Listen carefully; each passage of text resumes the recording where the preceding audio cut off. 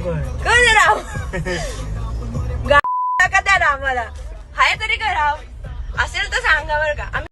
नमस्कार, तुमच्या सर्वांचं स्वागत करतो आपल्या चॅनलवर. मित्रांनो, बौद्ध समाज हा कधीही दुसऱ्या समाजाला नाव ठेवत नाही किंवा कोणत्याही समाजावरती टीका टिप्पणी करा ही बौद्ध समाजाची शिकवण नाहीये. बौद्ध समाज स्वतः व्यवस्थित जगतो आणि दुसऱ्यांना देखील व्यवस्थित जगा असा संदेश देतो आणि त्यामध्ये कोणाच्या भावना दुखवतील असं वक्तव्य कधी बौद्ध समाजाकडनं केलं जात नाही. आणि समजा एखाद्या व्यक्तीने केलं तर त्या व्यक्तीचं समर्थन देखील बौद्ध समाज करत नाही, मग तो भलेही बौद्ध समाजाची व्यक्ती असेल तरीही चालेल. आणि त्यामुळे आता नेमकं असं झालंय की सोशल मीडियावरती एका मुलीचा व्हिडिओ मोठ्या प्रमाणात व्हायरल होत आहे. ती त्या ठिकाणी डॉक्टर बाबासाहेब आंबेडकरांचं नाव घेते आणि त्यानंतर ती ज्या आहे श्रीरामांना शिवी देते किंवा वाईट शब्द त्यांच्याबद्दल वापरते आणि तो व्हिडिओ वाऱ्यासारखा व्हायरल होतो आणि त्यानंतर त्या तरुणीवरती गुन्हा दाखल होतो. एवढं सगळं घडल्यानंतर देखील एकही बौद्ध समाजाची संघटना समोर तिच्या मदतीसाठी येत नाही. कारण बौद्ध समाजाला माहीत आहे की कुणी कुणाच्या देवाधर्माबद्दल जर टीका टिप्पणी केली किंवा कोणाच्या भावना दुखावल्या तर आपण त्याच्या मदतीला जायचं नाही, कारण तो अन्याय अत्याचार नसून ती जी आहे एक प्रकारची जाणून बुजून घडवून आणलेली घटना असते. तर मित्रांनो, नेमकं काय घडलंय आपण पाहूया. तुम्हाला सांगू इच्छितो, बदलापूर पूर्व या ठिकाणी एक तरुणी राहते. तिचं नाव आहे मृणाल जाधव आणि तिची आई आहे प्रतिभा जाधव, त्या ज्या आहेत भाजपच्या महिला अध्यक्ष आहेत. परंतु ती जी तरुणी आहे ती एका कार चालवत असताना तिचा एक व्हिडिओ व्हायरल होतो, ज्यामध्ये ती सांगते की आम्ही कुठे फिरत आहोत ते संपूर्ण डॉक्टर बाबासाहेब आंबेडकर यांच्यामुळे आहे. ही कार, हा फोन, हे संपूर्ण जीवन आम्हाला त्यांच्यामुळे भेटलंय आणि हा फिरण्याचा अधिकार संविधानामुळे भेटलाय. इथपर्यंत सर्व ठीक होतं.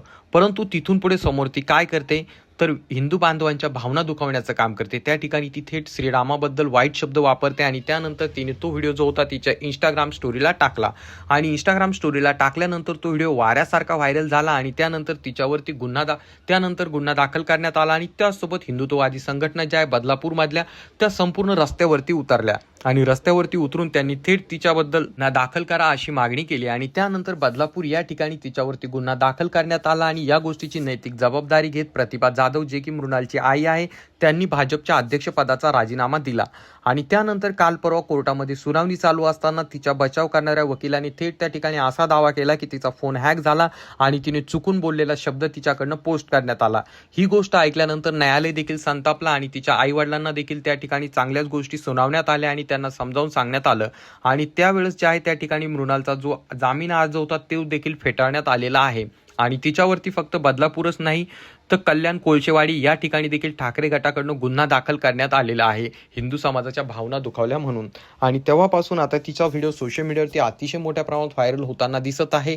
तर याबाबत तुमचं काय मत आहे खाली कॉमेंट करून सांगा. चॅनलवरती जर तुम्ही नवीन असाल तर चॅनलला नक्कीच सबस्क्राईब करा.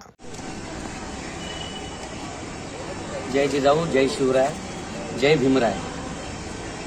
आज बदलापूरमध्ये ऐतिहासिक असलेलं बदलापूर शहर आणि या बदलापूर शहराला ऐतिहासिक वारसा असताना इथे काही समाजकंटकांनी एका समाजात असलेली एक कीड म्हणावी लागेल अशी एक प्रवृत्ती जिने दोन समाजामध्ये तेढ निर्माण करण्याचा आणि आमच्या प्रभू श्रीरामांबद्दल आमचा जो असलेला श्रद्धास्थान आहे त्याबद्दल आमच्या भावना दुखावण्याचं जे कृत्य केलं त्याचा आम्ही प्रथम जाहीर निषेध करतोय.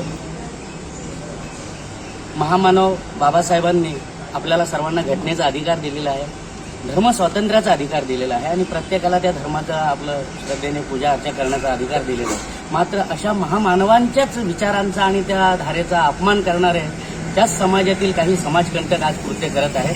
त्यामुळे सामाजिक एकोपा आणि राष्ट्रीय एकात्मतेला सुद्धा धोका निर्माण झालेला आहे. म्हणून अशा समाज विघातक प्रवृत्तींना कठोरात कठोर कारवाई व्हावी, त्यांच्यावर गंभीर गुन्हे दाखल व्हावे यासाठी आज आम्ही शिवाजीनगर पोलीस स्टेशनमध्ये सर्व मान्य विधिज्ञ असलेले सर्व मंडळी आणि आम्ही छत्रपती शासन प्रतिष्ठान आणि सर्व आपल्या हिंदुत्ववादी विचारांच्या आणि आपल्या धर्माबद्दल आस्था असलेले सर्व आम्ही इथे आलेलो आहोत.